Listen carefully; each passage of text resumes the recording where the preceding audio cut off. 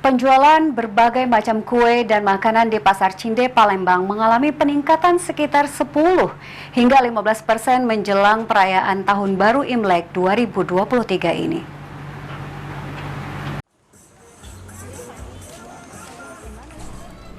Menjelang perayaan Imlek tahun 2023, penjualan berbagai macam kue dan makanan di Pasar Cinde, Palembang mengalami peningkatan sekitar 10 hingga 15%. Menurut Andika, salah satu pemilik toko kue kering di Pasar Cinde mengatakan, kalau penjualan kue dan makanan ringan menjelang Tahun Baru Imlek ini mengalami peningkatan dibandingkan dengan hari biasa.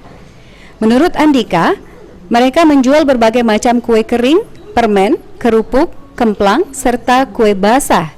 Akan tetapi, yang paling banyak dibeli menjelang Tahun Baru Imlek itu makanan ringan, seperti kacang-kacangan, kue star, keripik, permen, dodol, dan getas.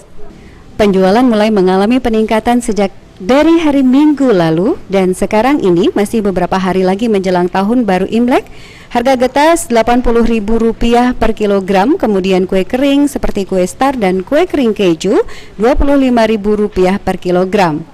Untuk penjualan tahun ini mengalami penurunan bila dibandingkan tahun sebelumnya. Hal ini dikarenakan kondisi ekonomi serta saat ini sudah banyak penjualan kue-kue secara online. Ya ramainya tidak seramai Lebaran. Paling yang kurang-kurangan nambah kue, beli kue kering. Biasanya kok yang diminati kue kering cak mana kok? Nah, nastar.